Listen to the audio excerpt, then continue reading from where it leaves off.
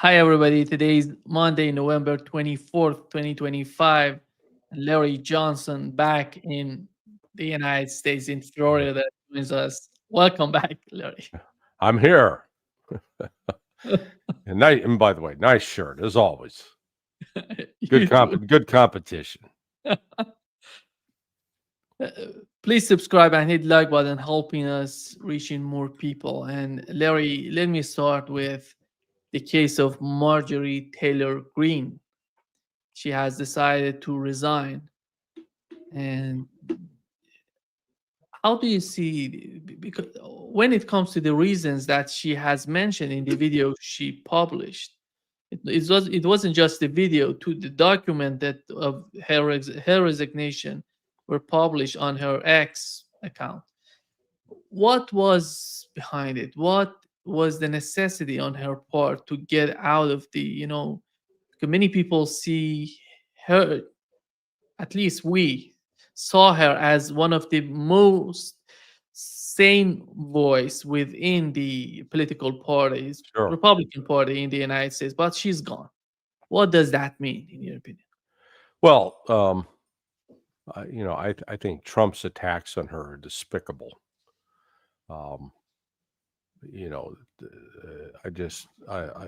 I completely despise Donald Trump for these kinds of just juvenile personal attacks that he's levied on her, calling her a traitor. Donald Trump's the one who's sacrificing American interests to a foreign power. That's the definition of a traitor. If we're going to go down that route and start calling names, but it's just, Trump's name calling, um, from her standpoint, created a situation where she felt threatened. I think that was one aspect of driving her decision. But I think she's also um, contemplating running for either governor or senator, a higher office, and wanted to be free of any, and possibly running for president, um, but wanted to be free of the political pressures that come from being a member of Congress and having to either toe the line and vote as the party wants you to, or then get accused, as she has been, of sabotaging the president's agenda. The problem is, what she was going after, the pressure point was all over Jeffrey Epstein. And, again, Trump's conduct in protecting Jeffrey Epstein is just inexcusable. And ultimately, because of Marjorie Taylor Greene, Thomas Massey, and others, they forced his hand. And so Congress voted almost unanimously, the House of Representatives, to request the release of the files. Now, I don't think anything's necessarily going to come of that. They're going to continue to cover it up. This is, it's a big protection racket. The Congressman Randy Fine, which is from Florida, your state. Yeah, He came out and saying that it's a good day. That's so good that she's gone. She doesn't. But do they really believe that if MTJ is not anymore, there, that's gonna help the rhetoric, their point of view, their power in terms of the way that they can influence the foreign policy of the United States? Yeah, Randy Fine's another great example of being a disgraceful human being. He is this, apart from the fact, I'm somebody that is that grossly obese. That shows somebody who doesn't have any kind of discipline or control in their life. All right, and if I'm offending fat people, too bad. Learn to put the fork down. All right, you don't need to stuff donuts in your mouth.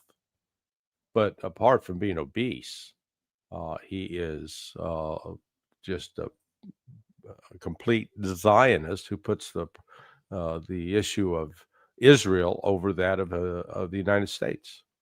And hey, if you want to be a quote patriot for Israel, go, do that. Go there, live there, move there, but don't do it here in my country. Don't make Israel being the number one thing that you have to genuflect before in order to be quoted American. That's wrong. So it's just he's a non-entity. I think in the next election he may have trouble getting reelected. I hope that's the case. Yeah. Well, Larry, the 28 point of Trump's plan for the conflict in Ukraine was somehow the Europeans came out with a new plan. They want 800,000 soldiers to be part of the army, to be the Yeah. army. Good luck finding those. But you get the sense, you get the feeling, the way that they're thinking about the conflict. They don't want to put an end to the conflict in Ukraine. They want something else. They want to drag the war on and on because they feel if the war goes on and on and they continue the war, that would hugely influence Russia, Sure. which for 4 years we haven't seen any sort of weakness on the part of Russians. Anytime they're talking about the conflict, they're getting more serious. They know what they want and they're going to get it on the battlefield. But it doesn't seem that would be completely perceived by the Europeans. Well, they're living in an alternate reality is the polite way of describing it. It would be one thing if Europe and the three major countries, Germany, France, England, had an intact and growing defense industry, and coupled with that, industrial capability. The reality is just the opposite. It's shrinking, not expanding in all three countries. It'd be one thing if their militaries were growing and they were getting equipped with the sort of the latest, greatest equipment.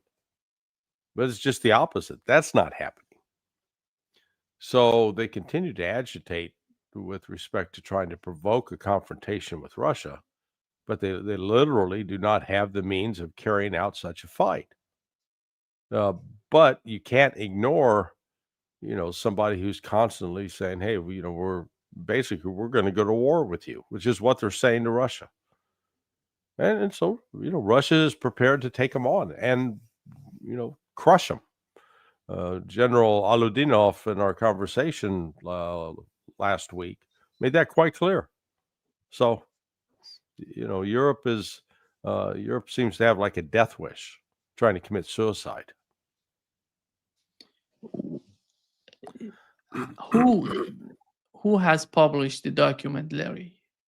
It was the United States, because the mainstream media, they're talking about that it seems that Donald Trump, the administration, is talking about the Ukrainians doing that.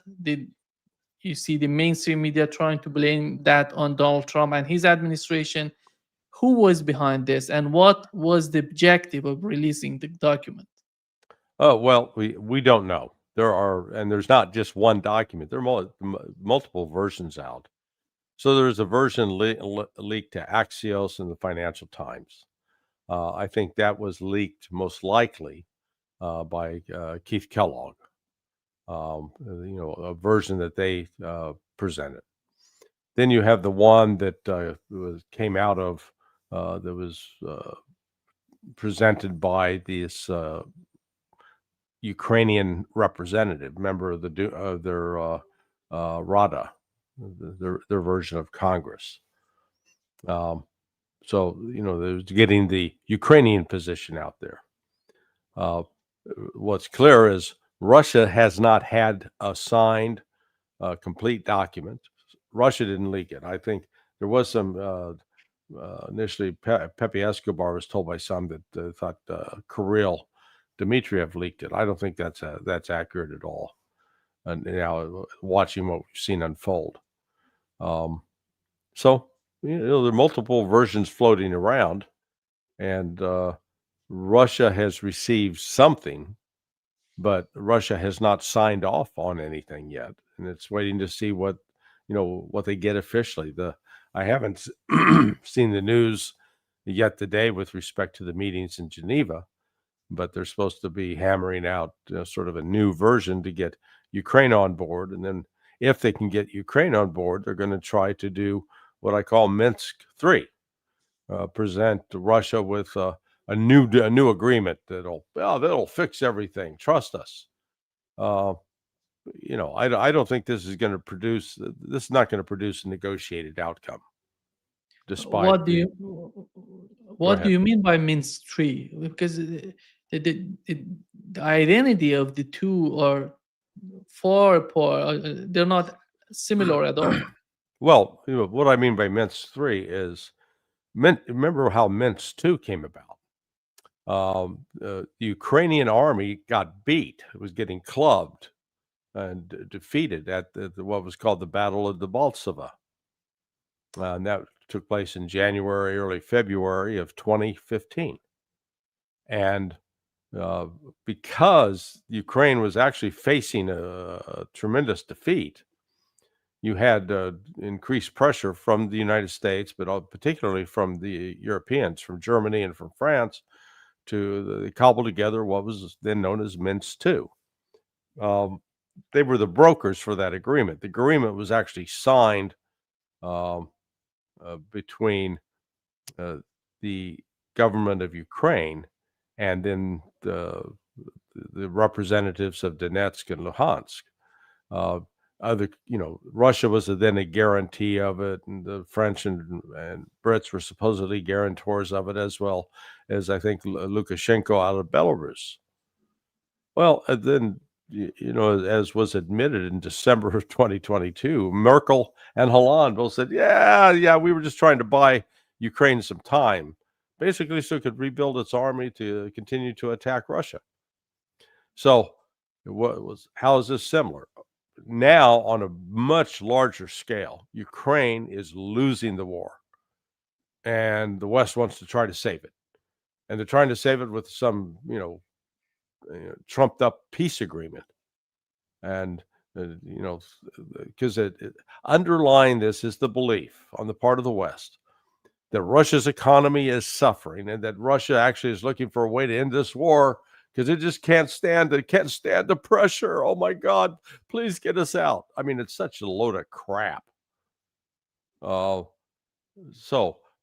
Putin is willing to have a negotiated settlement, but it's going to be on Russia's terms. Russia is not in a position where it has to make sacrifices or concessions. It's made it very clear. We're going to demilitarize and denazify Ukraine. And we're going to do it either diplomatically or militarily, but we're going to do it, and they will do it. That's what the West continues to not understand. Actually, Putin came out and said that the 28-point document can be the basis for the negotiations, because he didn't want it to reject the document. Right. It's a diplomatic, diplomatic sort of attitude on the part of the Russian president. But what is in that document, in your opinion, that could resonate with Russians? Not a lot. Withdrawing NATO and holding no elections.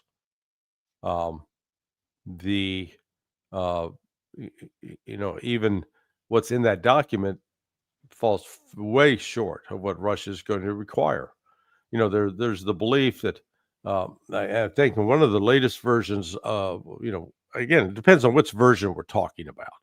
But one version suggests that even in the Donetsk, they'll freeze the line of conflict in place and then actually build a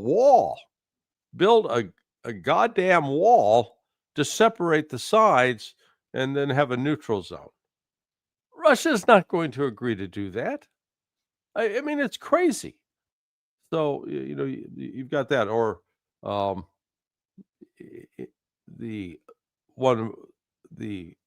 Ukrainian legislator or member of the Rada, his version that was leaked stipulated that Ukraine could have a 600,000 man army.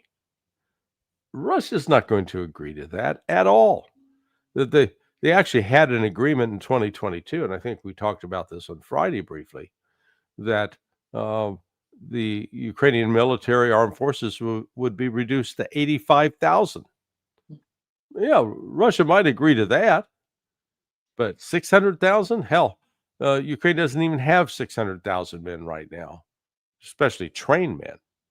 So this is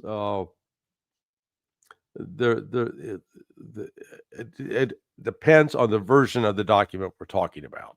So what Russia's looking for is recognition that the territory, these former oblasts that are now part of the Russian Republic, that they're permanently part of Russia. They want that recognition. But again, this isn't. I think it's overall. It's just an exercise in futility. It's going to fill the news cycle this week, and people get talking about it, but it's meaningless. There's not going to be, in my view, a diplomatic solution to this. It's just Ukraine is not willing to accept Russia's terms, and Russia's going to have to enforce those terms militarily. Here is, Larry, what Donald Trump said after the meeting he had with the new mayor of New York, Zohran Mamdani. Ask you also about this Ukraine plan. Yeah. President Zelensky said today that his country would risk either giving up a partner or giving up its dignity. There's been criticism that this deal... You mean he doesn't like it?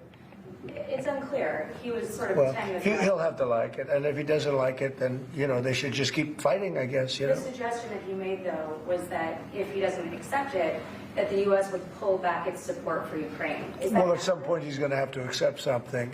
He hasn't accepted. You remember right in the Oval Office not so long ago, I said, you don't have the cards. Don't forget, I inherited this war. This war never would have happened. I inherited this war. And I thought he should have made a deal a year ago, 2 years ago. The ultimate deal would have been if it never started. That would have been the good deal. That could have been done too if you had the right president, but you didn't have the right president. Yeah. Yeah, it's just not. It's nonsense by Trump. I'm tired of his act. He can stop it right now. He can stop it today. No more intelligence. No more money. No more weapons. We're done. We're out. War would be over. But that's not what he's doing. He keeps pretending like he's some sort of passive observer in this, and he's not. Just the opposite. He's an active protagonist, keeping it going. There is a report on Washington Post, and it referencing to one of the American officials. It says that Donald Trump, the president of the United States, is not too involved in the details of the peace plan, even with the peace plan. Yeah. You think? Gee. Donald Trump get involved with details? New. Yeah, no, he's a big picture guy. Yeah.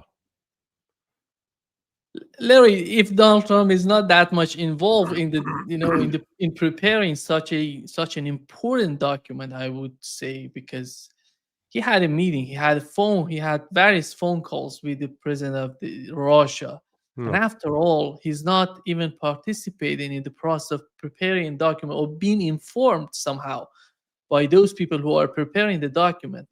Because this guy, as he mentioned, it seems that Donald Trump is not that much involved. It means that he's not informed. He doesn't know the reality of what's going on in Ukraine the way that he should know.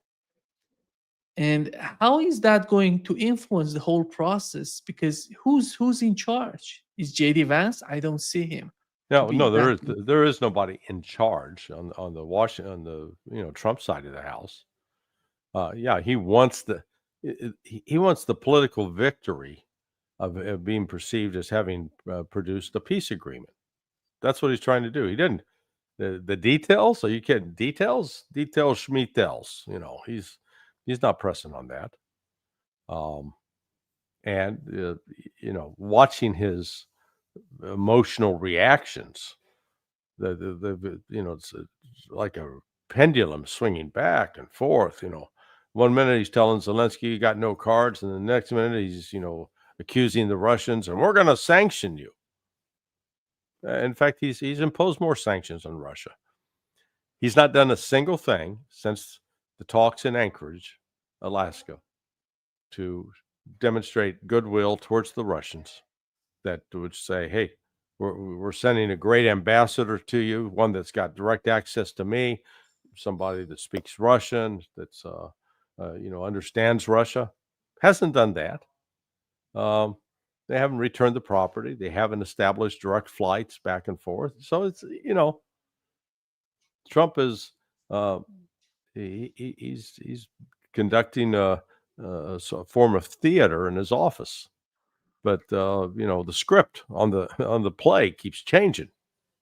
So one day it's sort of pro-Ukraine, next day it's anti-Ukraine.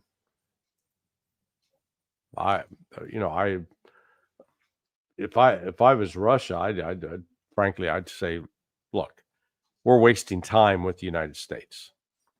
Now, they understand that there is the threat of nuclear war. That is, that's one of their primary concerns, to try to defuse that. But there comes a point where you've got the refusal of the United States, and it's not so much Trump. The corporate media, the Congress, the political environment. It is so anti-Russian that at some point Russia's just going to have to walk away and say, "We're done. We are done with the West," and draw a firm line that if crossed, Russia will retaliate. When you look at Ukraine, and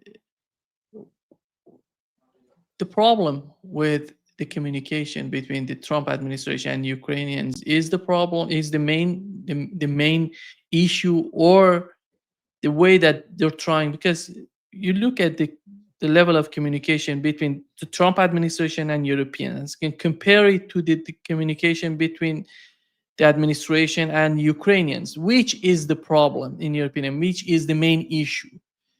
Well, it's not you think it's a communication problem? No, because you have to talk with these people. You cannot solve it, but they're talking right now. Rubio was talking about a new meeting between Donald Trump and Zelensky. So what is the outcome of the meeting? Because if there is nothing prepared beforehand, Yeah. what are they going to talk about? Well, they're working reportedly from this 28-point document, or I saw Steve Bryan wrote something calling it a 21-point document. I'm thinking, where'd that come from? It really, this all goes back to what are the underlying assumptions. The Western narrative is that Russia is obsessed with conquering the world, that it wants to recreate the Soviet Empire, that Putin is this vicious, authoritarian despot, and we, the West, we uphold freedom and democracy, by God, we gotta stop him, or else the world's at risk. I mean, that's what many of these people really believe, and it's a total load of crap, but that's what they believe. And so, because they believe that, they're incapable of actually listening to Russia and recognizing what are Russia's concerns. And Russia's concerns are real simple. Stop spreading NATO. And in fact, I'd make it broader than that. The West has got to stop trying to subvert our country. Stop trying to change the governments in the Caucasus. Stop meddling in Azerbaijan, Armenia, Kazakhstan. Stop. Get your goddamn weapons out of Poland and Romania. Back away. Stop spreading NATO. We're not going to sit back and wait for you to try to destroy us. That's where Russia's coming from. And the West doesn't understand that. So it's like if you and I wanted to negotiate over, let's say you had a car to sell, okay, and I wanted to buy a car, fine, we got a basis for negotiation. But if you're selling a horse and I'm wanting to buy a car, there's no basis for negotiation. You say, yeah, it's got 4 legs and it runs on hay. And I go, well, I want a Lamborghini. You know, again, you've got one set of expectations and beliefs, and I've got a completely different set. That's what we're at really right now with this. The West, the United States, and Europe in general, they got a completely different set of understanding and objectives from Russia. And I understand why Russia is being patient with this process and hoping to try to get it back to some sort of foundation where there can actually be the discussion. But I don't see it happening.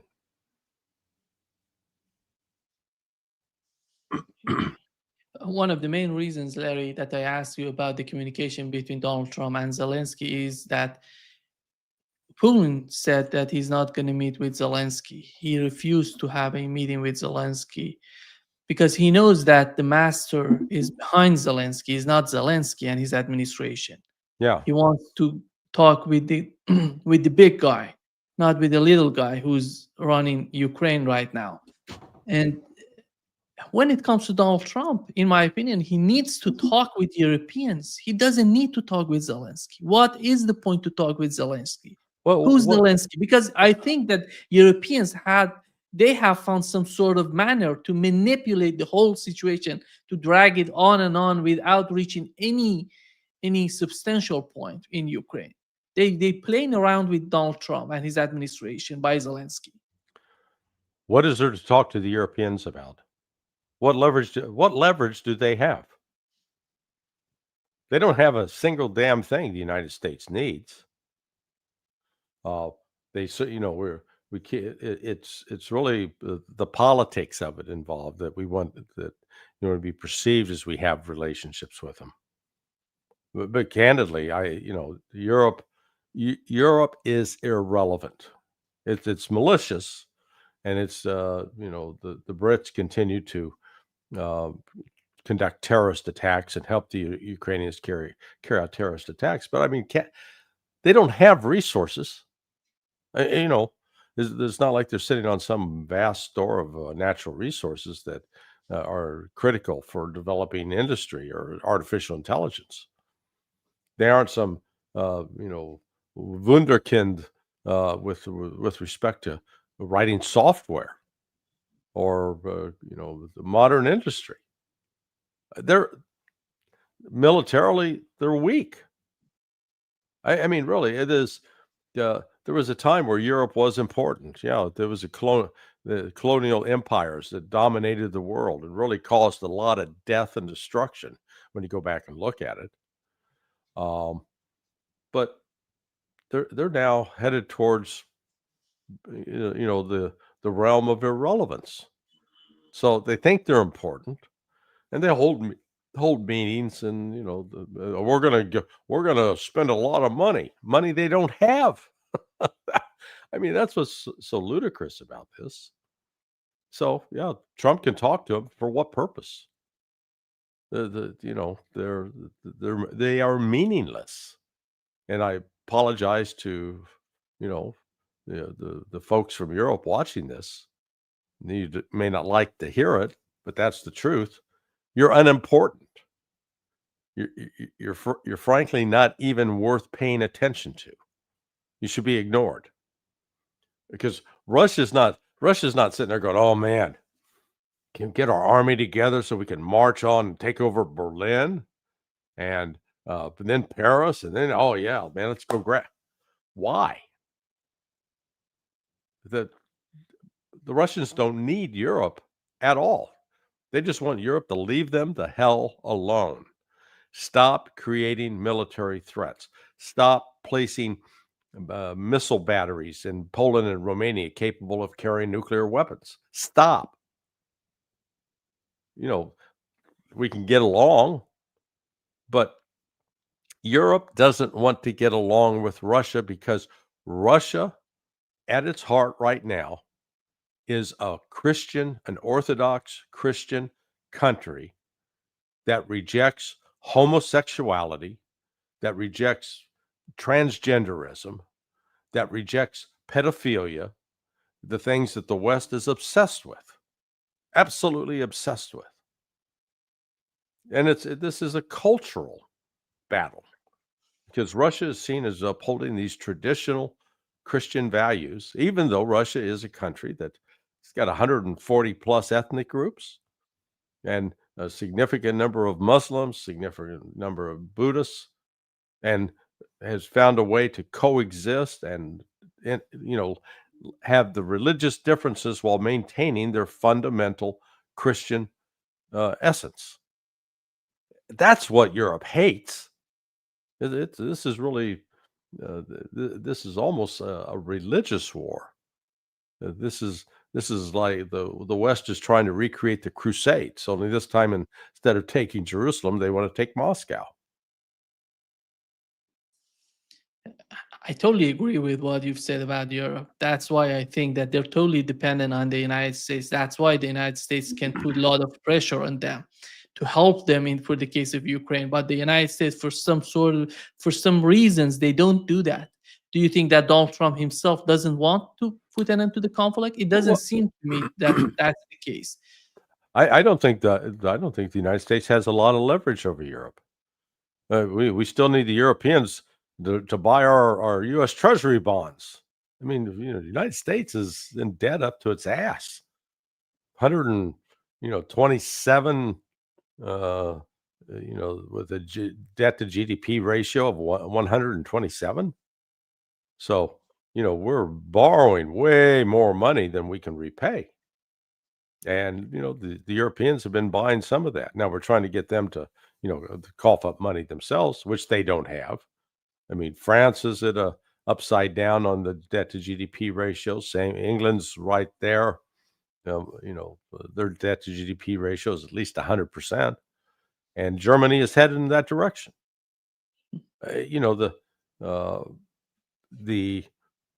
We saw in that one version of the 28-point peace plan the notion that, Russia, if you play your cards right, we'll let you back into the G7. We'll make it the G8 again.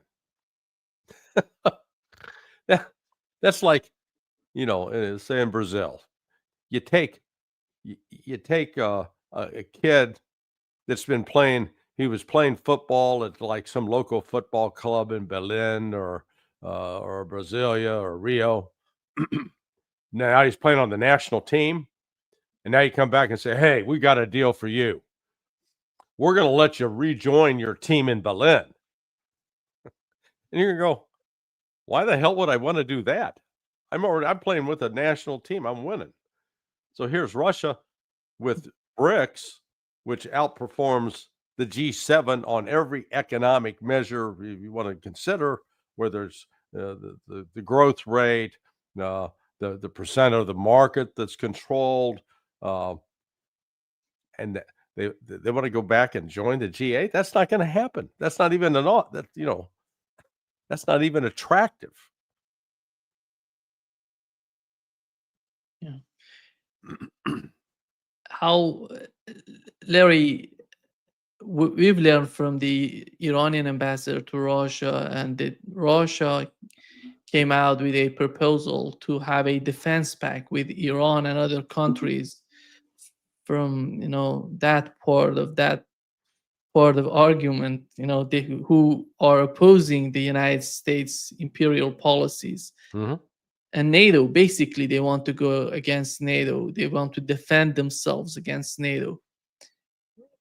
That we were talking about this for such a long time, and Paul Kerrick-Roberts was talking about it. And do you think that the countries are getting there, these countries? Because he said that they're negotiating right now. They have started the negotiations on that and how that would be a defense pact. They're talking about a defense pact against NATO. Well, I'm not sure they need so much a defense pact against NATO per se as, number one, they already have an agreement for cooperation that was signed in January and finally ratified by the Iranian legislature. At the time, looking back, uh, Russia was offering to have an actual mutual defense agreement, one that would stipulate that if Iran was attacked, Russia would be obligated to come to defend it, much like what Russia has in place with North Korea. And the Iranians rejected that. They didn't want to do that. They, for whatever reason, didn't want to be in a position where they would have to necessarily fight on behalf of Russia. Then comes, the 12-day war in June, and the Iranians had a change of heart. So I don't see them doing so much a specific agreement to, defense pact vis-a-vis NATO. I think a broad, a revised this agreement that's already in place, revising it to get very specific language about basically, if you are attacked, we will defend you. We will provide you all military and intelligence assistance necessary to defend yourself. I could see them coming up with that, but we can't ignore this. We keep trying to look at this thing in very narrow slices. This war in Ukraine. Yeah, let's worry about that. Ignoring that the West has intelligence programs promoting subversion in Georgia, in Armenia, in Azerbaijan, in Kazakhstan. I guarantee it, Turkmenistan, Tajikistan. Western intelligence has not, they're not backing off. The goal is to create conditions to weaken Russia, ultimately with the hope of gaining complete control of Russia's natural resources, breaking it up into, balkanized republics, and then ultimately going after China. I can't emphasize this enough. People think that that's not the plan. That's the plan. They're not bad. The deep state, the combination of the industry and the bankers and the politicians, that's where they're headed. That's what they want. And I think ultimately that system, the Western system, is going to have to be destroyed. That's the only way it's going to stop. And I'm not saying that I'm advocating its destruction. I'm just simply pointing out that's the only way it's going to stop. To break out of this mentality of we've got to win, they've got to lose. The West does not have a mentality of, hey, how can we all get along? How can we work together to better each other? Instead, I've got to be the top dog. It's that mentality in the West that is the really the biggest threat to both China and Russia, and the propaganda that has been pushed upon the public in the West is such that they've been conditioned to look at Russia and China as aggressors, as enemies, as adversaries, not as partners, not as friends, but as people that basically we've got to defeat. Europeans are asking Zelensky to root out the corruption. We know that Yermak, together with Zelensky, Are they also going to ask for a pony for Christmas? Sorry. I mean, good God. Sorry to interrupt your train of thought. Yeah, Go ahead. That's why I'm telling you that the whole situation with the Zelensky administration is just a joke, and they don't want any change in Ukraine. Because if you ask someone who's the main, source of corruption in Ukraine, asking him to do something about it, it means that you're not serious in the way that you're talking. Yeah. Well, look, as I've said before, an old and dear friend and business partner is in the midst. He has received information and filed a whistleblower complaint with the U.S. government. that is now being investigated at a criminal level. And he is not one to exaggerate. And what he told me was the information that he has received indicates that at a minimum, the government of Zelensky and his crew have stolen $48 billion. So all this stuff about $100 million corruption, oh, yeah, it's chicken feed. That's only that's not even the tip of the iceberg. That's like a flake of snow on top of the iceberg. And a lot of that money flowed through banks in the Baltics, Estonia, Lithuania. No wonder Kaya Kallas wants to keep the damn war going. She's probably making some money off of it. They've been enriching themselves. So and we like to sit there and say, oh man, yeah, that Ukraine, boy, it's corrupt. Oh, and the United States isn't. England isn't. Germany isn't, that they're all some sort of upstanding moral citizens. Cut me a break. I mean, the corruption that is endemic in the West, where they're covering, like in the United States, you got Donald Trump covering up for a pedophile, for Jeffrey Epstein. And, you know, the corruption in the West is staggering. You know, Nancy Pelosi, look at the number of members of Congress that become millionaires while in Congress. And they walk away having made a lot of money. So, yeah, but we like to sit there and look at Ukraine. Oh boy, they're really corrupt. Yeah, they're corrupt, as are we. And we like to claim that you know, the Russians are incredibly corrupt. Yeah, is there corruption in Russia? Yeah, there has been. But I don't see Vladimir Putin living la vida loca, like, you know, Saddam Hussein did, with multiple palaces and golden shitters, and you know, you don't see that. You know, he's not out on the yacht every weekend. You know, a couple of half naked babes with him. Hey, ladies, you know, that's not Putin. You see that though in the West, and that kind of just immoral, corrupt behavior. But so we're real good at projection. We project onto the Russians the things that we're doing, and you know, we can criticize. Yeah, there's terrible corruption in Ukraine, and we're helping facilitate that.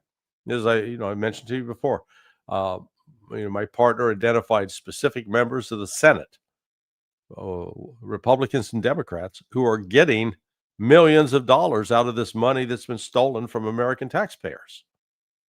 I said this corruption, it's across the board. Did you watch the video in which Massey is talking, or Thomas Massey is talking about the whole case of Epstein is because of Israel? The way, you know, he said that because of Israel, Donald Trump is just spinning everything. And he didn't want to publish the document. Yeah. But it seems that after all, they're all redacted. You look at the document. He showed some pages of that documents all redacted, and you're not going to learn anything from the document. Yeah. No, they're covering it up, and they're covering it up because it will expose both how Mossad and the CIA used Jeffrey Epstein for intelligence activities, and part of those activities including blackmail material, getting certain politicians and powerful businessmen in compromising situations where they're going to be encouraged is the euphemism, but compelled to cooperate. You know, cooperate, or else they will release this information. And then when you know, Epstein at some point became expendable. I don't know if he was making demands that were making other people uncomfortable or what, but you know, put him in jail and killed him. The notion, again, part of this has been, you know, there's been a narrative created that, boy, if only we could get the documents. You got the documents are there, okay? it's been in there have been civil court cases. J.P. Morgan in particular, I think they paid out $800 million. I mean, they had a huge settlement that they had to pay out on because of their role in facilitating his activities that was brought by the women who were abused by him. And in those cases, there are depositions and there's testimony and there's names, a lot of names identified. Ryan Dawson has been a preeminent one working on that and exposing it. So it's no great mystery. The knowledge is there. It's just Trump and company, I think once Trump got into office, along with Kash Patel and Dan Bongino, when they came to understand the potential and risks of exposure for the intelligence community, and were told you can't do this, that's why they lined up and said, nothing to see here, move along.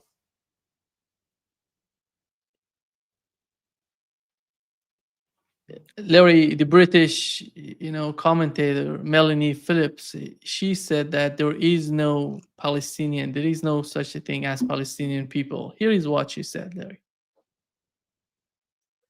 Made to believe that peace and justice in the Middle East hinge on the Palestinians getting a state of their own. Justice for the Palestinians has been deemed to be the issue that drives all before it. By apparently denying that happy outcome, the state of Israel has come to be perceived as the enemy of humanity itself.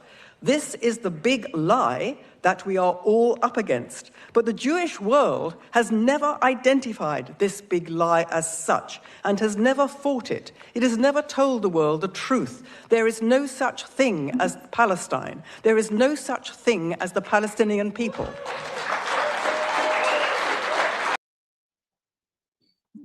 Hey, there's no sun that rises in the east. There's no gravity. There's no air. You can deny anything. And the fact that she's getting applause, I mean, what a disgraceful group of people. There was no Israel 90 years ago, okay? There was no Jewish state 90 years ago. You know what? There wasn't one 100 years ago. There wasn't one 200 years ago. There wasn't one 300 years ago. There wasn't one 400 years ago. There wasn't one we want to keep going back. There wasn't one 1,950 years ago. Okay? There has been no Jewish state, Jewish nation. Israel is a mythology. It's part of this nonsense out of the Bible that people, we believe the Bible and God said there are a chosen people. Yeah, it's I reject that. It's just nonsense. But the Palestinians were there. They were there. They were the majority until the West allowed this flood of Europeans at the aftermath of World War II to come in and expel the existing people that live there and bring in these interlopers. I mean, for God's sake, Bibi Netanyahu, he's a Polak. He's Polish. Yitzhak Shamir, Polish, Ukrainian. These are not natives to that area. So, despicable lady. By the way, the new polls in Israel, they show the majority of people are supporting the policies of the government in Israel, in the policy of the government of Israel in Gaza, Larry. Yeah. It shows that there is no hope that any sort of change, even Netanyahu being removed from power, would come to Israeli foreign policy, Israeli policies toward Gazans. And that would bring huge burden, in my opinion, on the international community. They have to do something about it, because look at Palestinians. They have no army.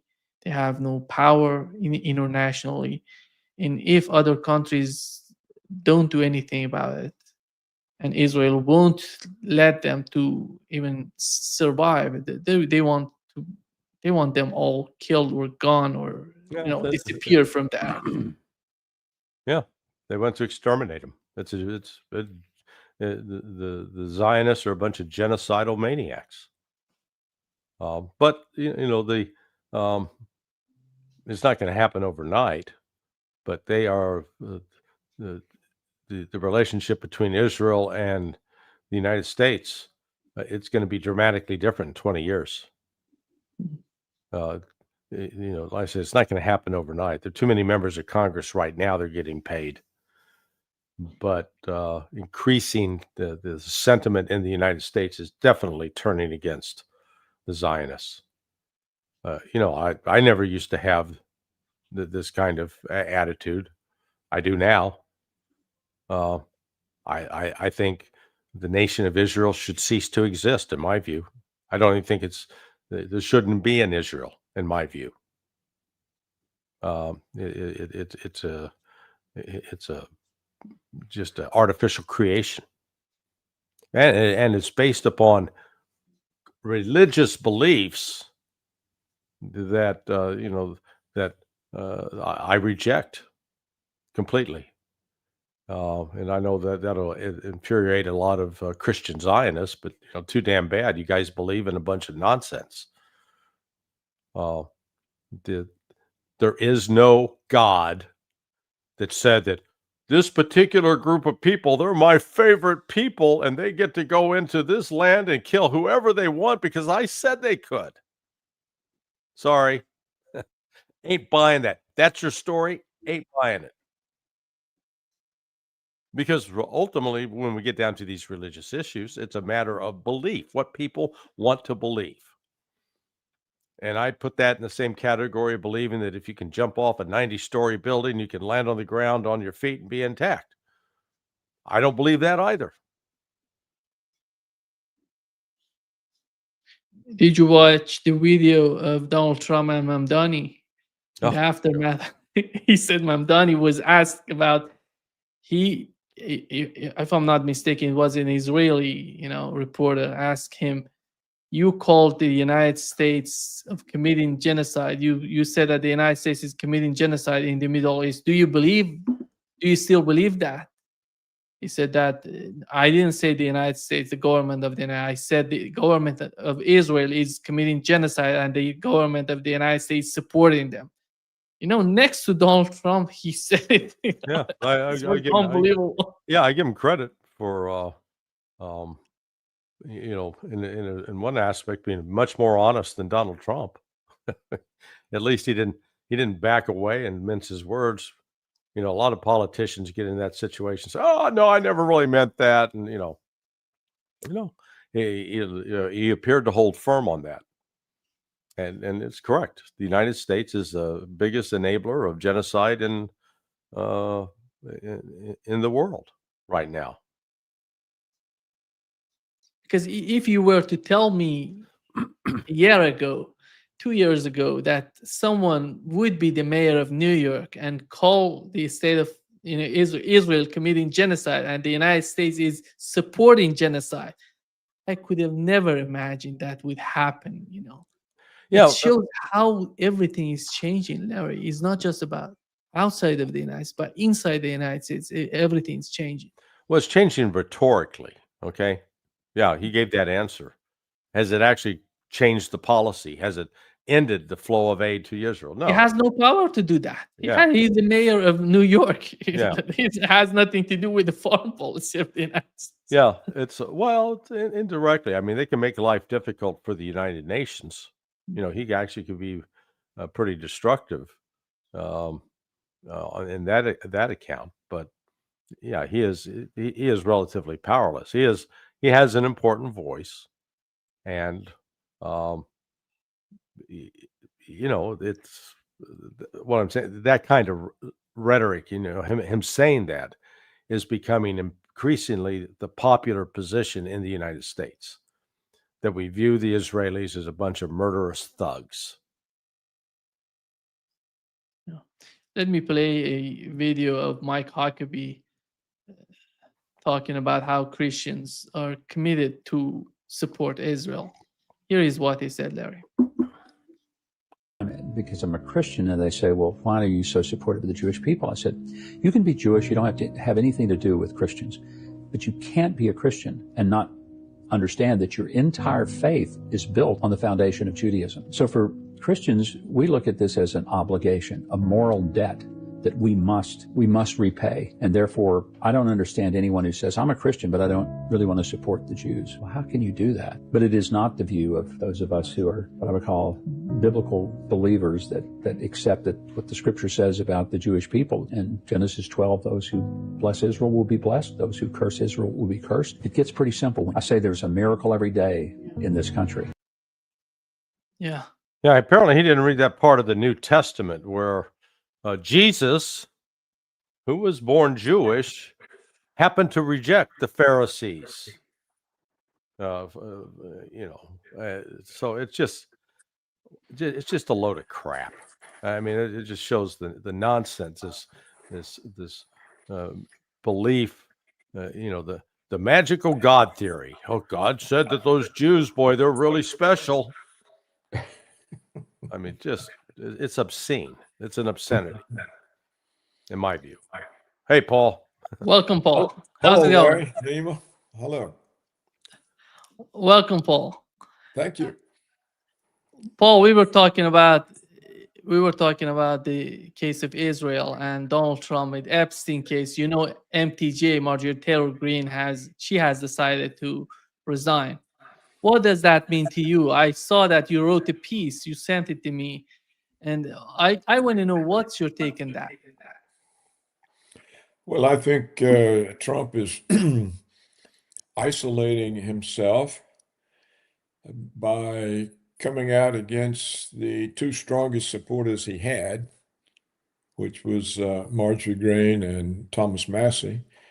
I thought it was stupid of Trump to condemn them and come out in opposition to their reelection because things can turn against him at any time for a number of reasons.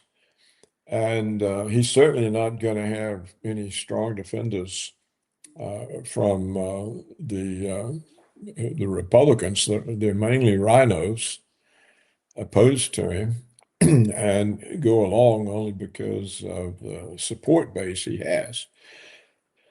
So I think it was a short-sighted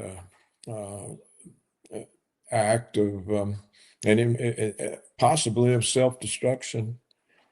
I have no idea what effect it may have had on elements among his MAGA constituency.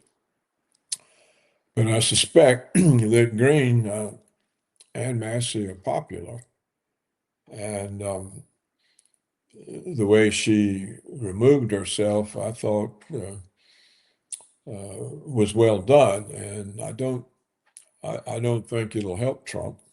So I don't really see the point of it. I think what happened was that Massey and Greene criticized Israel, and Netanyahu objected and spoke to his puppet in the White House.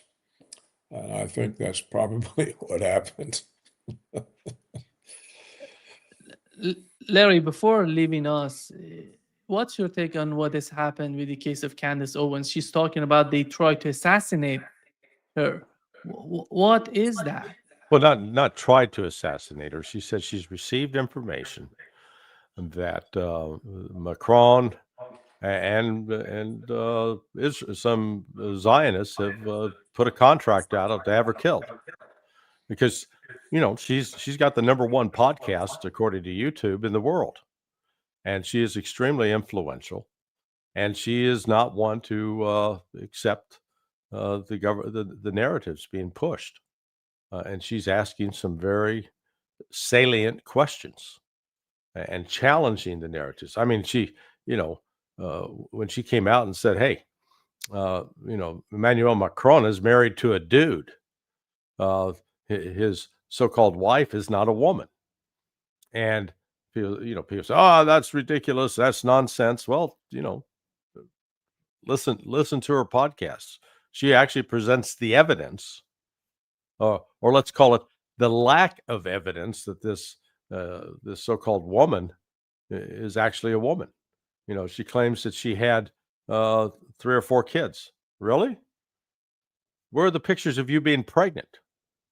Where are the pictures of you in the hospital holding the baby? None of those exist.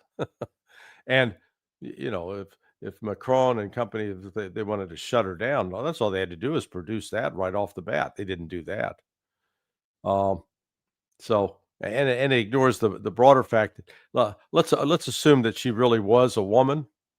Then how do you explain a 42-year-old teacher, which was her age at the time, having sex with a 15-year-old boy, which was Emmanuel Macron? That's called statutory rape. So, at a minimum, Macron's so-called wife is a rapist. Okay, that's an established fact. Now, is it in fact a pedophile? That's something that will be proven, and they're going to try to prove in court is not true. So it's just. But the threats against Candace and the threats against Tucker, they're coming out of the pro-Zionist crowd. They're going after them because they are being so effective in presenting the case that, America first does not mean Israel first. America first means take care of America, and Israel is just some other country that we should talk about how to have relations with without subjugating ourselves to them. And because they're so effective in their voice, they're going to try to silence them. And so, yeah, I don't think she's making anything up when she said she's received information that they're going to try to kill her. And on that cheery note, I need to bail out. Thank you so much, Larry, All right. for being with us today. All right, gentlemen, you all have a great discussion. Great pleasure. Okay. Always. Bye-bye. Bye-bye. How's it going, Paul? Great. Paul, what is your understanding of 28 plan on the part of the Russian, on the part of the President of the United States? And what is practical in that plan? I'm sure that you've read the points that they have mentioned in that document. But one of the critical points was these 600,000 Ukrainian soldiers. And after any settlement, they can have an army with the size of 600,000 soldiers. And what would be practical in that plan, in your opinion, that could help to put an end to the conflict in Ukraine? Well, Nima, let me call that up real quick if I can. Take your time. Come on, computer, work.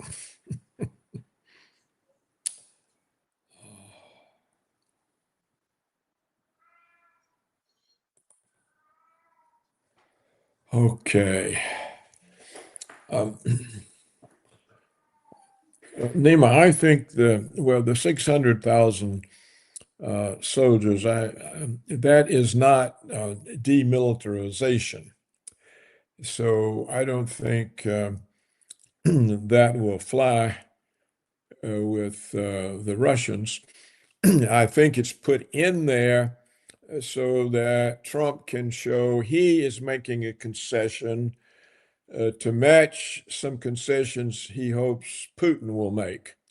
So I think that's just it's just something they put in there so Trump can back off of that because in exchange for Putin accepting some things that are less attractive. As for the plan itself, I think that it is very, very attractive to Putin. And the reason I think that is that it actually goes further toward what Putin wants than the Russian proposal. For example, listen to these elements in the plan. A comprehensive non-aggression agreement will be concluded between Russia, Ukraine, and Europe. All ambiguities of the last 30 years will be considered settled. Well, this is the mutual security agreement that Putin wants so desperately, what he's been using this war hoping to get. Here's the next element of it. A dialogue will be held between Russia and NATO, mediated by the United States to resolve all security issues and create conditions for de-escalation in order to ensure global security and increase opportunities for cooperation and future economic development. Again, it's exactly what Putin wants. Ukraine agrees to enshrine in its constitution that it will not join NATO, and NATO agrees to include in its statutes a provision that Ukraine will not be admitted in the future. Again, exactly what Putin wants. NATO agrees not to station troops in Ukraine. Again, exactly what Putin wants. Ukraine agrees to be a non-nuclear state in accordance with the Treaty on the Non-Proliferation of Nuclear Weapons. Again, exactly what Putin wants. So these are proposals by Trump, and they're what Putin wants. And in my opinion, it's what the West and Russia need to resolve this ongoing hostility, which is pointless and dangerous. Now, I see these proposals as something that will greatly motivate Putin to bring Trump's proposal to agreement. And Putin will want the U.S. included in the mutual security agreements. But even without the inclusion of Washington, Trump's proposal provides a bridge to the complete normalization of relations and the absence of a need for NATO and missile bases on Russia's border. So those elements in the plan greatly motivate Putin to bring it to completion. Now, we know this plan has opponents as well as supporters on both sides. We know that the American Zionist neoconservatives are already attacking Trump as a traitor for betraying America's ally, Zelensky. We know Europe is rejecting this proposal. Europe says there can be no loss of Ukrainian territory to Russia and so on. But we also know that Trump is up against it with the MAGA Americans. They're tired of him spending so much time on the problems of other countries when we have so many unresolved problems at home. And so Trump is very much pressured to bring this to a conclusion. And he's learned that he cannot do that by forcing Putin into a meaningless ceasefire. It only works for Trump to claim that he's brought peace. So I think that Trump is strongly motivated to bring this to conclusion. On the Russian side, the Atlanticist integrationists, that is, the Russian liberals whose goal is to be integrated into the West, the people whose business interests and contacts are in the West, they're very much in favor of this. For the Russian nationalists, it has many problematic elements that we can talk about.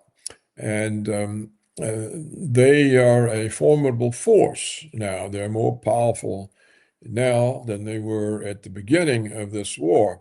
And so there are elements in Trump's 28 points that are not acceptable to them.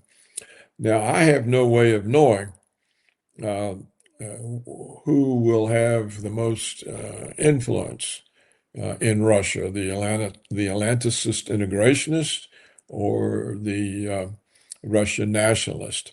But I do know that Putin will find this very attractive because it has the ingredients that he has long desired, that overcome the restart of the Cold War, that overcome the provocations that have been going against Russia for all these many years. And Putin will see in this a great deal of hope. Paul, what is, the main objectives of Russia that were not mentioned in this 28 point, in your opinion? When you look at the Russia's position today, what is so important for them that was not mentioned in this plan?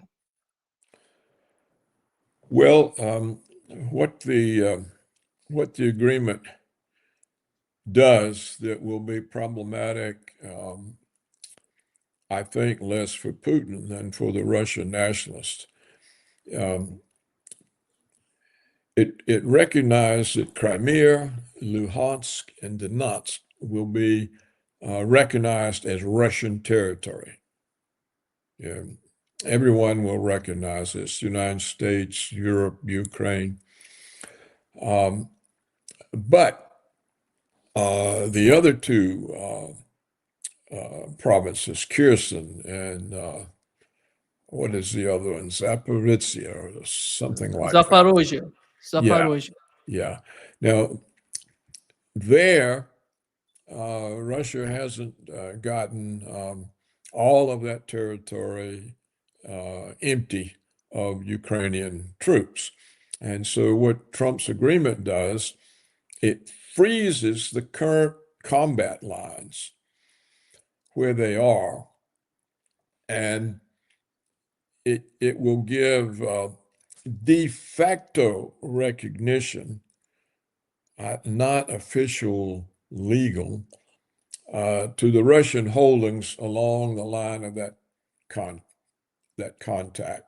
So Russia does not get all of the territory that it has already incorporated into Russia.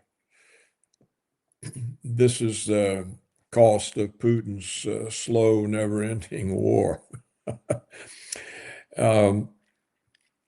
And it requires Russia to relinquish other territories that Russia controls outside of the 5 regions that are declared part of Russia. I don't know what those territories are. So, and also in Donetsk, not all of that territory has been emptied of Ukrainians, but they will withdraw. All Ukrainian forces will withdraw, and that province will be considered part of Russia officially, but it will be termed a neutral demilitarized buffer zone. It will belong to the Russian Federation, but Russian forces will not be able to occupy it. So what the point of that is, I don't know. I think this is something in there that Trump can easily give up because it doesn't seem to serve any real purpose. So it's a second thing that Trump can give up in exchange for Russia accepting some of those provisions we just went through that are not compatible with a Russian victory on the ground, and which will be opposed by the Russian nationalists. So you can see how it could work. Trump has 2 things in there he can give up on, And that would let Putin say, well, look, he's given up on those, so let's give up on freezing our claims along the current battle lines. That's how that could work out. I can't say it will, but that is that type of a possibility. There's I think Trump needs some Russian give, and he's got that element in there so that Russia doesn't quite get the entirety of its battlefield victory. So this is doable, although it's vulnerable because each side has its opponents. Now, and then there may be other pitfalls in here that aren't obvious. But what I also noticed, Numa, is that in typical Trump fashion, this agreement is fashioned as a money-making opportunity for the United States. It's really listen to Trump's global package of measures to rebuild Ukraine, and which he says include but are not limited to. Now listen to these items. The creation of Ukraine Development Fund to invest in fast-growing industries, including technology, data centers, and artificial intelligence. The United States will cooperate with Ukraine in jointly rebuilding, developing, modernizing, and operating Ukraine's gas infrastructure, including pipelines and storage facilities. Joint efforts to rehabilitate war-affected areas for the restoration, reconstruction, and modernization of cities and residential areas. Infrastructure development. Extraction of minerals and natural resources. Now, where does this money come from? Well, as I read it, part of it is to be financed by the frozen Russian assets that the EU was going to turn over to Ukraine to continue, so it could continue the war. Instead, the money is going to be paid to American companies who are going to be involved in rebuilding Ukraine. And that money is going to be supplemented with a World Bank loan. The World Bank will develop a special financing package to accelerate these efforts. So you can see that Trump makes it very attractive to a wide range of American businesses, this plan.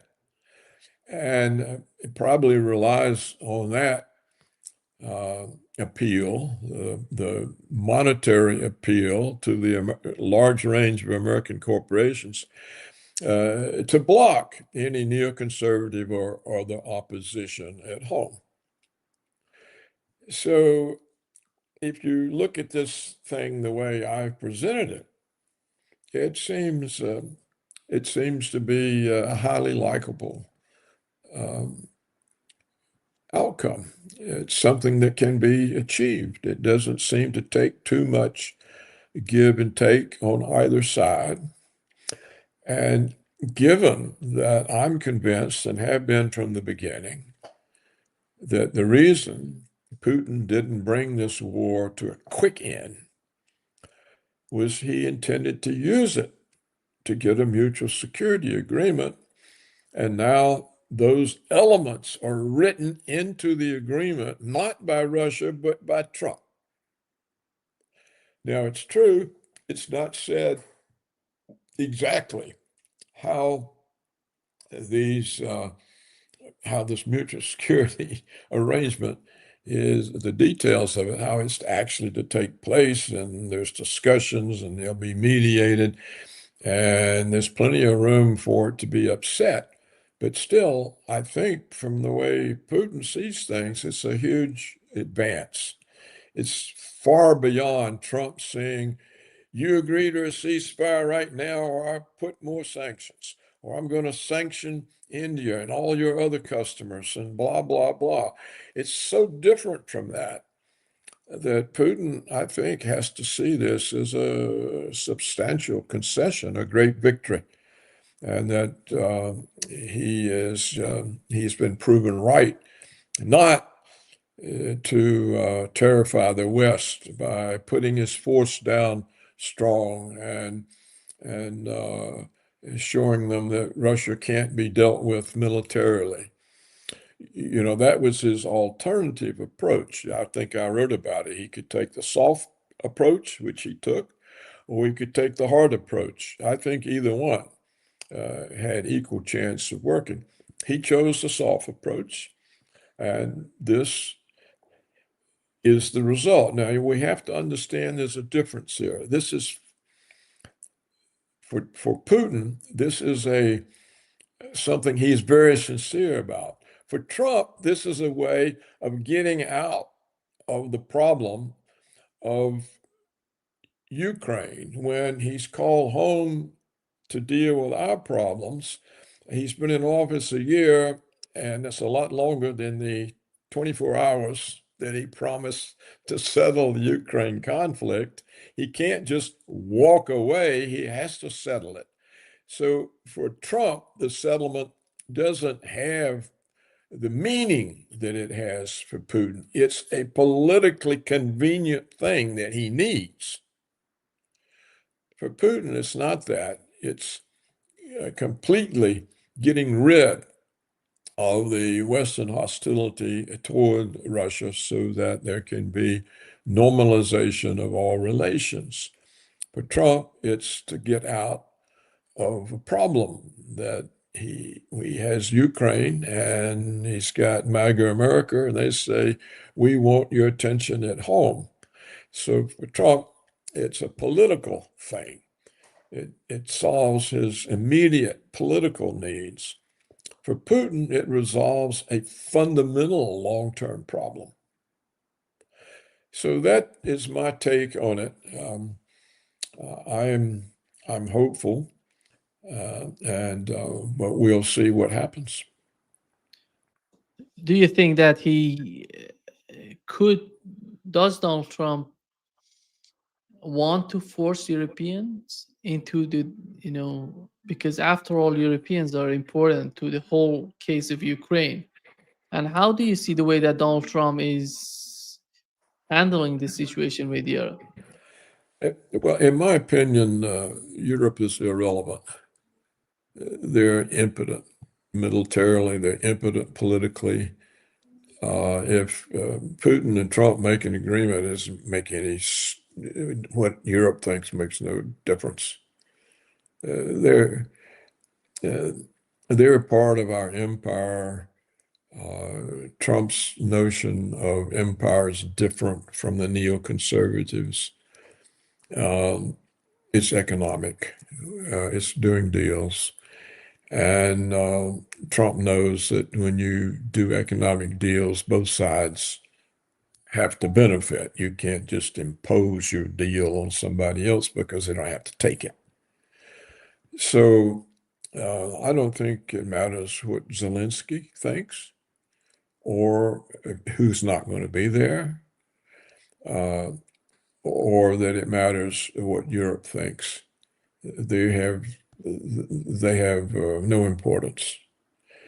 And so I don't think Europe or Zelensky can block it.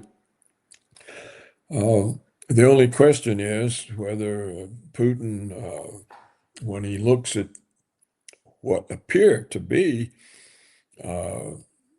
definite roads to his mutual security agreement, unless he sees in there all kinds of hidden pitfalls and he comes to distrust it, I think he'll be pushing for this. And as I said, clearly, for Trump to come up with this. He wants this thing resolved so he can get out of the trouble he's in and come home and deal with the home, which is in a mess. I mean, really a mess. So that's my view of it. Europe essentially is irrelevant. They cannot affect anything on their own. And I don't think Europe wants to get caught between a rock and a hard place, which is where they will be if they're caught between the United States and Russia. So it looks to me like Europe, I think, is interested in the continuation of the war because the EU is falling apart. And the war is a way of keeping them united. So it's the EU bureaucrats that are for the war because they see it as a way of a common threat that we have to remain united against and that sort of thing.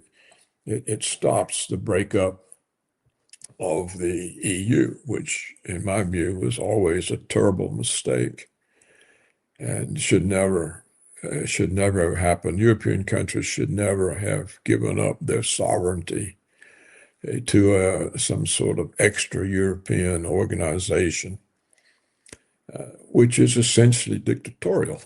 The representative leaders of the EU have no power at all. All the power is in appointed figures. So the EU is essentially an autocracy. And this is, of course, against the Western tradition. So that's my take on it and my answer to your question about Europe. It seems here is what the Belarusian president Lukashenko, he says that the war in Ukraine may end soon. And Donald Trump today was talking about, he tweeted something similar that you may be surprised with what's going on. And on the other hand, we had a U.S. official talking with Washington Post, stating that Donald Trump doesn't know, he's not that much involved in the whole process of preparing the case of Ukraine. How do you see the way that Donald Trump is participating or is involved in the process of preparing if any sort of document to negotiate with Russia? And how do you see his role as the president of the United States in that? Do you expect that he increase his role in that document, or he could be on the margins of the plan and maybe JD Vance handling that? No, I think Witkoff was assigned it. I think Trump is aware of it, particularly the way it's structured, as I explained to you. It's a Trump construction. First of all, he talks about all the money-making opportunities this brings to American firms. He tells where the funds come from. They come from the frozen Russian assets that will not be used for war, but will be used to rebuild Ukraine, and from the World Bank. And the World Bank will have to do whatever Washington says because Washington rules it. And so he's put out to American business, look, this is why you want this agreement. And the money interest is powerful. It'll outweigh the neocons' ideological interest in hegemony, which is now impractical. After the series of super weapons that Putin has demonstrated, I mean, even a Zionist neocon has to know that we don't have hegemony. It has to be apparent. So that's that step. And then the next step is he has in there two things that will annoy the Russians that he can give up on. I told you what the two were. He can give up on those. And in exchange, Putin can give up on a couple of things that annoy the Russian nationalists. And so he's got it where a deal can be made. Both sides make, they'll call them major concessions. And if you look at it, it serves Putin and it serves Trump. And it's such a difference from Washington telling the Russians, give us a ceasefire in 7 days, or we're going to hit you with more sanctions. So it's a complete abandonment of imposing hegemony on Putin. So it has to be seen as a tremendous development. Now, Putin himself and the Russians who are in favor of this agreement are saying, well, the foundation for this was laid in Anchorage. And we've just been waiting for them to get around to it. And now they have. So the Russians simply disregard all of the threats in between Anchorage and now about more sanctions, and we want a ceasefire, and Trump saying, I'm losing my patience, and all of that is dismissed. That's not even in the picture any longer. This is the logical outcome of Anchorage, according to Putin. So, given the Russians' commitment to negotiations, if this is a logical outcome of Anchorage, which was a breakthrough, or was presented as one, and now appears, it turns out it really was, then Putin is not going to sabotage this. And he'll do everything he can to prevent it from being sabotaged. And like I say, whoever crafted it was clever, because there are two propositions on each side that they can give up. So it showed there was a fair compromise. And but of course, Nima, the old saying, there's many a slip between cup and lip. And that applies to any kind of an agreement, particularly one that would change the world scene so dramatically. This has the clear possibility of tremendously altering international relations. And that affects many interests, and they don't all know how exactly they'll be affected, and so on and so on. And so we can't assume it's a done deal or a sure thing. And I've just tried to show why it has good possibilities. And I would welcome it, because if this fails, then what's going to happen in Russia is the soft approach is over. The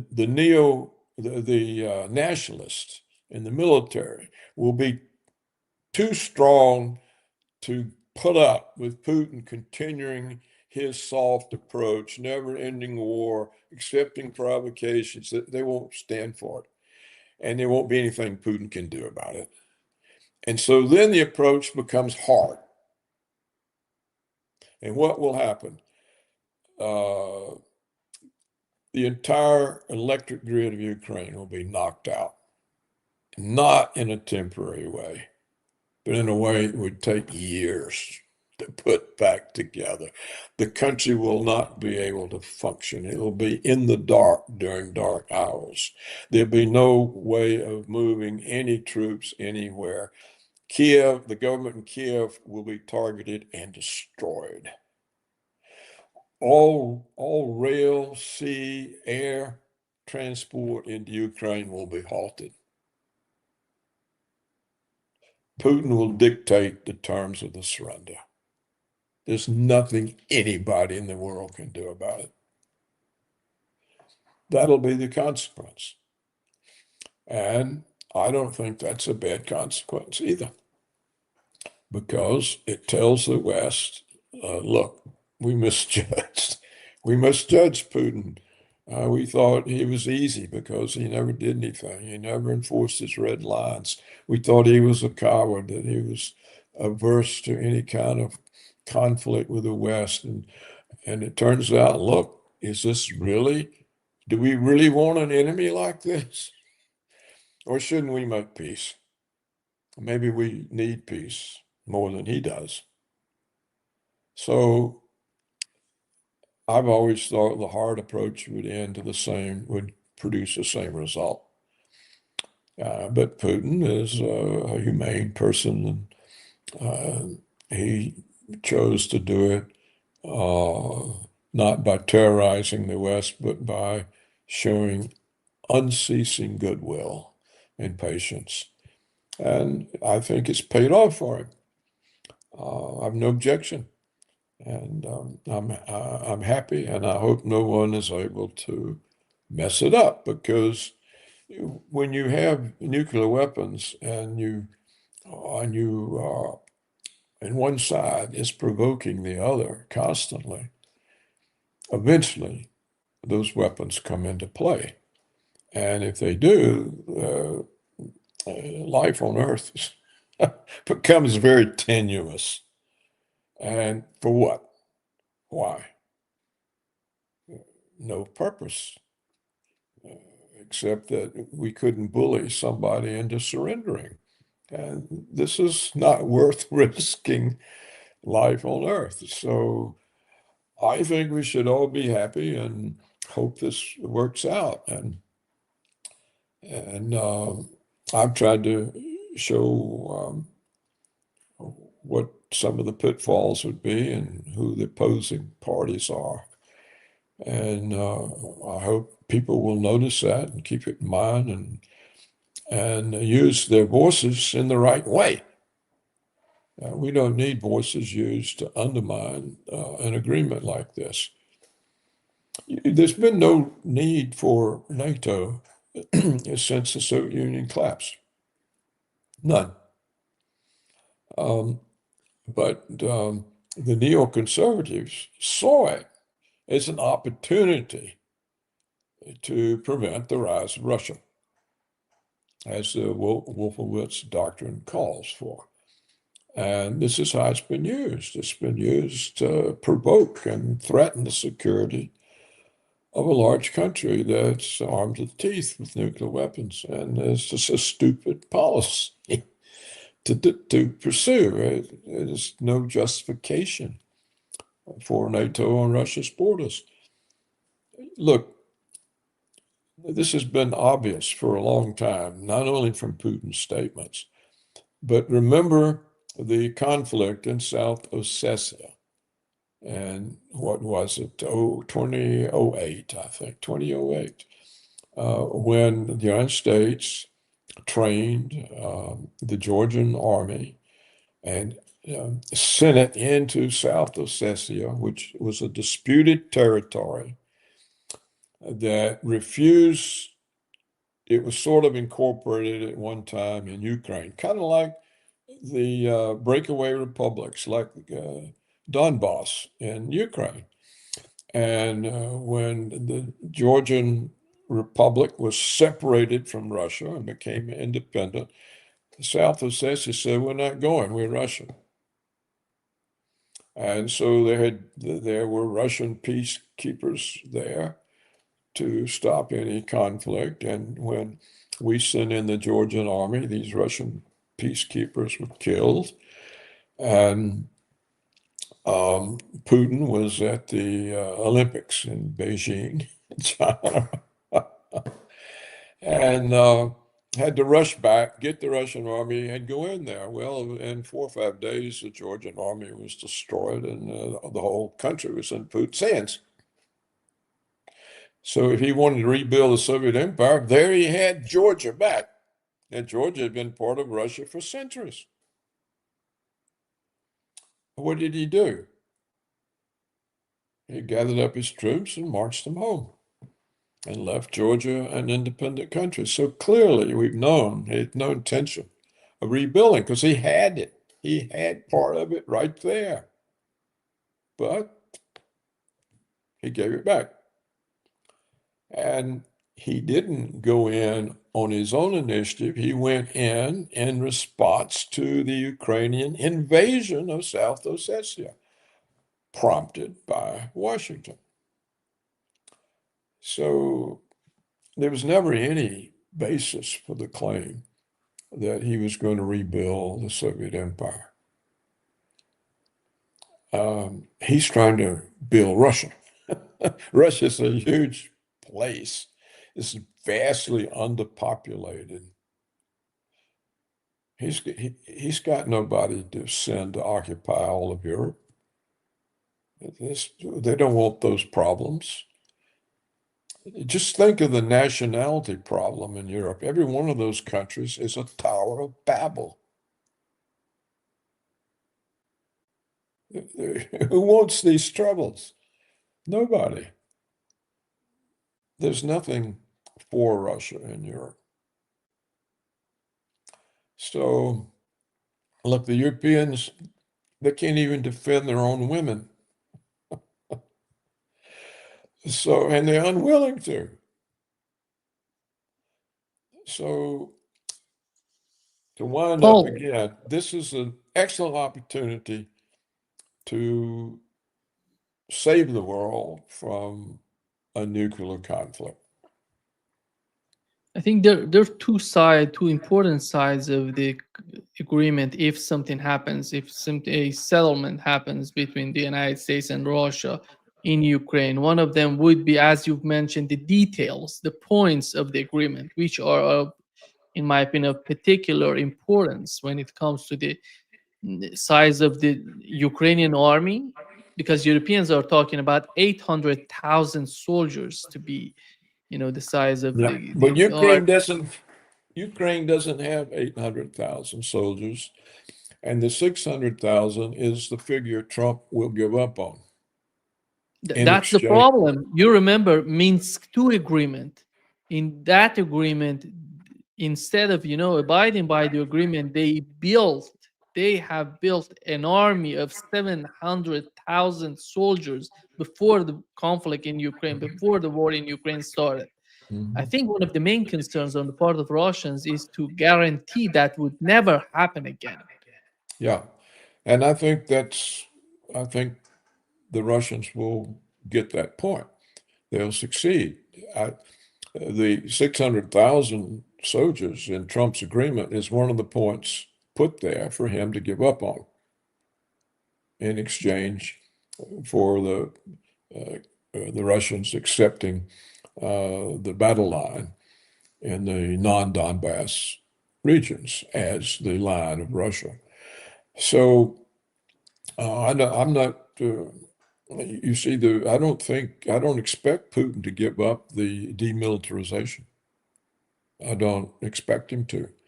And so, and I think Trump knows that. And so I think this is put in there so Trump can give it up in exchange for Putin giving something up. Just as I identified the other point that Trump is in there for the purpose of giving it up so that Putin will give up. So I'm not worried. I don't think the 600,000 is meaningful because it's a throwaway. There are two clear throwaways in Trump's, and you can tell what they're aimed at. what the two concessions they want from Russia. I think it's difficult for Trump to give everything away. He's got to get something from the Russians. And I think these are the two things he gives up in order to get. He can't he can't just give everything. And I think that's how this is structured, and that's why I think yes, he had a hand in it. Apparently, Woodcock did, and if so, then and it's not full of pitfalls that I haven't detected. Then I have to reassess my opinion of Woodcock and think that he proved to be a better resource for Trump than he looked like he was, or to me, that he looked like to me that he was. So I would say the proposals are well thought out and well constructed to lead to an agreement. And I think we have to support that. Now, suppose it all starts, and as it goes down the line, we somehow, maybe Trump loses the midterms, or in fact, loses. In American politics, you no longer know if you lost the election or whether it was stolen. And we do know the Democrats are set up to steal elections, especially state and local elections. They're a master at that. They have the whole thing set up. They can steal the election. Then they can queer all the deals that decide the mutual security arrangements. Well, how do we get NATO off Russia's borders? Clearly we need to get that missile base out of Poland. We need to get the missile base out of Romania. And we need to quit funding Russophobic governments. These things have to be done. Well, if Trump is denied a Republican majority, you have to go along with him because of the constituency. The Democrats can screw it up just in order to pay Trump back, not for any real reason. They could even be in favor of it, but not be able to let the opportunity pass to ruin things for Trump. So there are a lot of problems in succeeding. I mean, can be. But still, it's such a different path to be on than to be on the path of constant provocations getting worse and worse, that it pays to go on that path and work hard and keep your eyes open and not get provoked into a bad decision. So I've not been very optimistic, as you know. Well, But I am. This agreement coming from the Americans has made me optimistic. yeah. Paul, there was a phone call between Xi Jinping and Donald Trump. And if I'm not mistaken, it was yesterday or the day before, or maybe on Friday, in which, in this phone call, Xi Jinping, he said that he supports all efforts aimed at achieving peace in Ukraine. Looking at the Minsk II agreement, we know that the two guarantors of the deal were Germany and France. How do you see if something let's assume that they're going to reach an agreement in Ukraine? Who do you think that Russia would somehow suggest that the BRICS member or the main, players in BRICS would be part of the deal would be guarantors of the deal to watch it, to say, to verify the deal, because we know this is a highly sensitive issue between Russia and Ukraine. And maybe Ukrainians then say, "Oh, we don't agree with that because Zelensky is not the official president of Ukraine. He's going to sign something that he has no power." If someone comes to power in Ukraine, he says that I don't agree with what Zelensky signed. That's the Well, problem. I don't think they need the people who guarantee this will be Russia and the United States. There's no room for anybody else to wheedle in on it. If the next And president of the United States says, I don't agree, we had the same agreement between Iran and the United States, and Donald Trump came and withdrew from the agreement between the two. This is the problem, Paul. When you talk about the United States, you don't know who's going to be the next president of the United States. What are the main, objectives of the next president? yeah, I know, unless it's a neoconservative who wants to go back to the doctrine of American hegemony over Russia and China and Iran, I can't conceive of that person being tolerated. The last thing, the American people are sort of insouciant and inattentive, but the last thing the world would want would be a return to hostilities that could result in nuclear war. And I think the Russian military superiority is now clear to the entire world. I don't think anybody has any illusions that Europe could go to war with Russia, or that the United States could, for that matter. So I think once you get it on a peace track, it's hard for somebody to move it off. It might be easier for the trouble to come from inside Russia. If some super hyper nationalist got in power and wants to recreate the Soviet Empire, but there don't seem to be any such people. The nationalists want to defend Russian national interests. They're not empire builders. So I don't think, Nima, there's a market for that kind of person to appear in either country.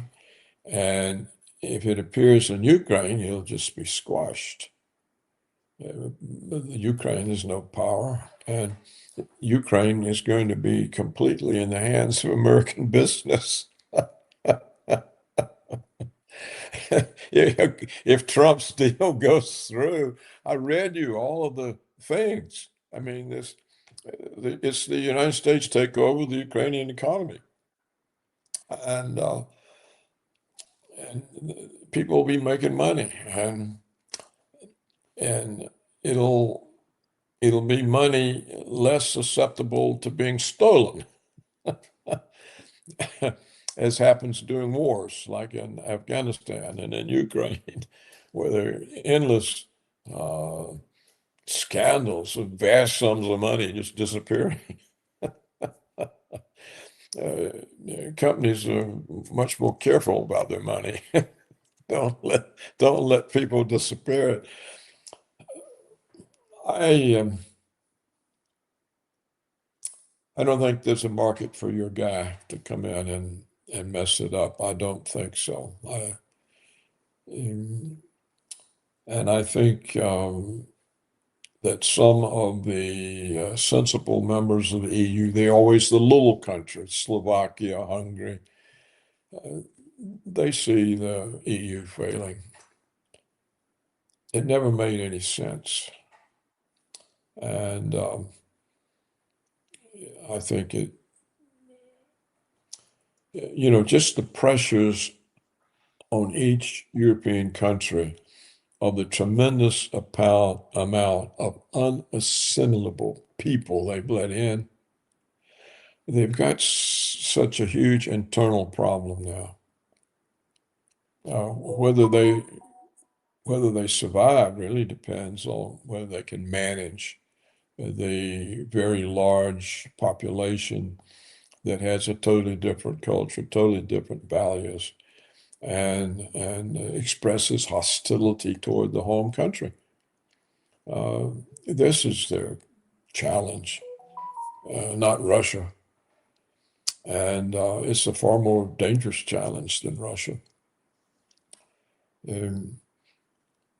I was looking at an article this morning on Unz Review that somebody has put together, and it's replete with photographs of graduating classes of elementary schools, of high schools. In Ireland, of all places, it's entirely black. Ireland.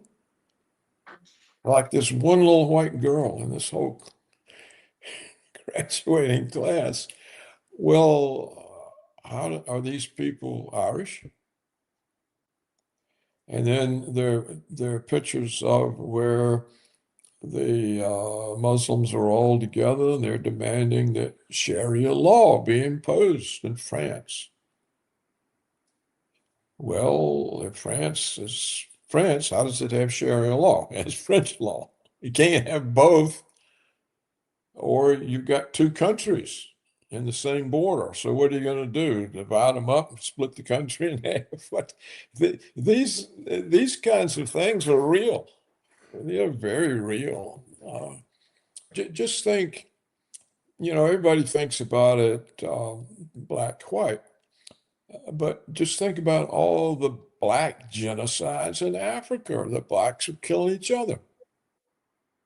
What was that tremendous genocide in Rwanda?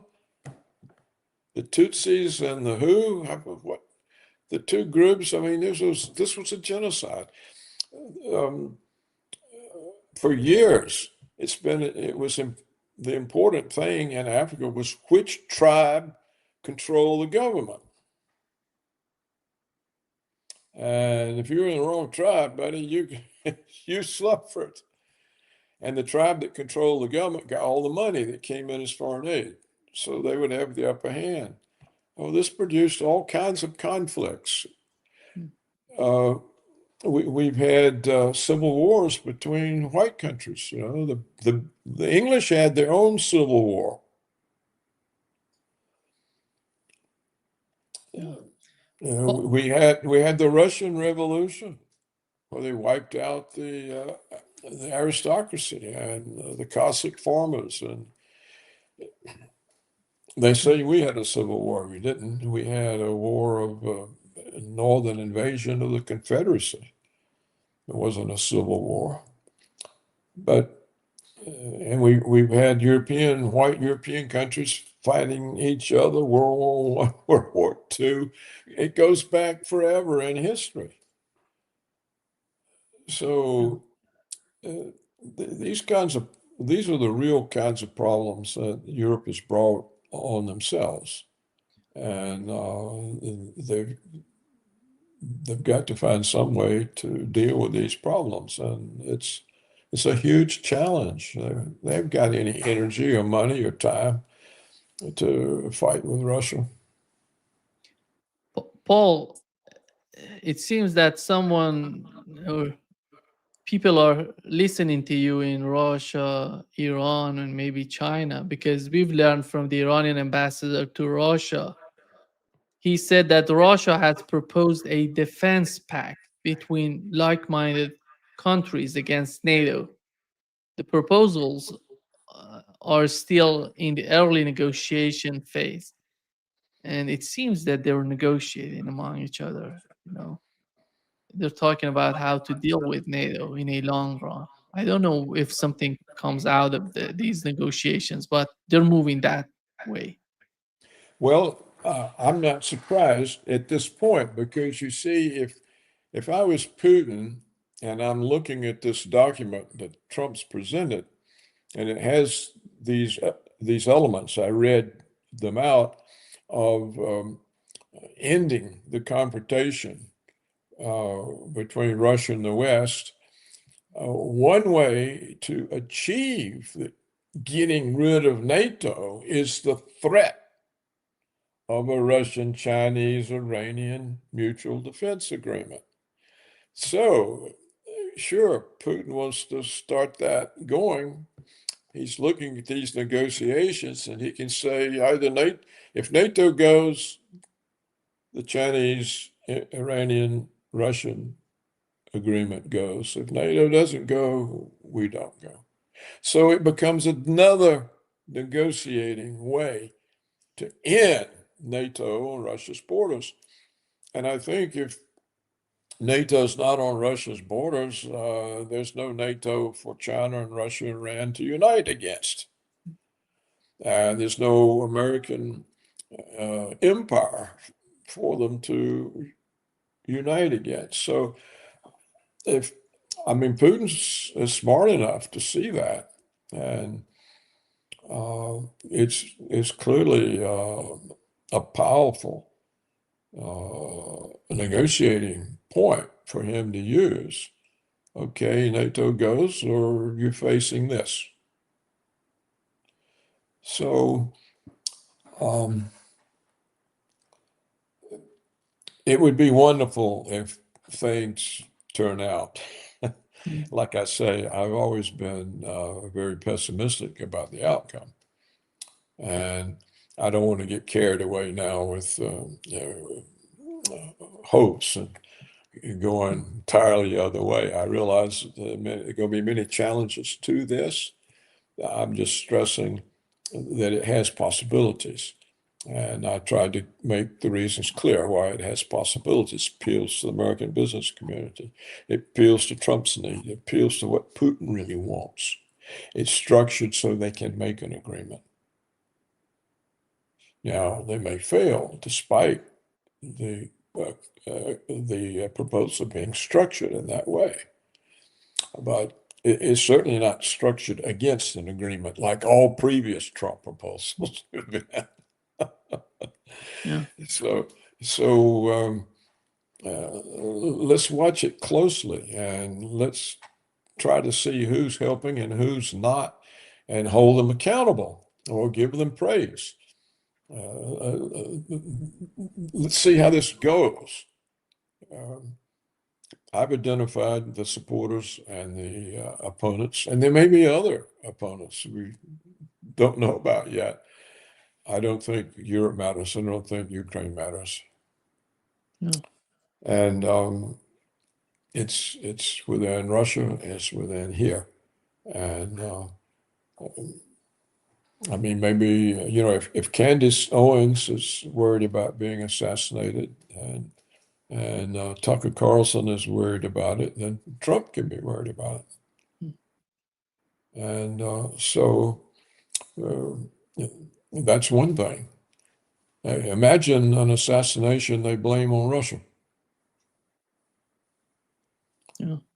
That's one way to stop any. Yeah.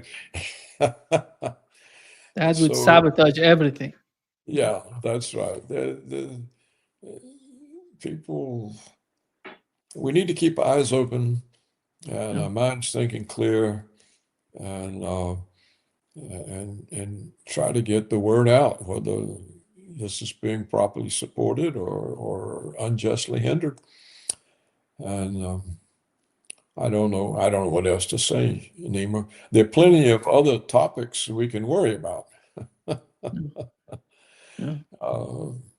We may be sitting here in the United States on an AI bubble that's going to blow up. We don't know what the consequences would be.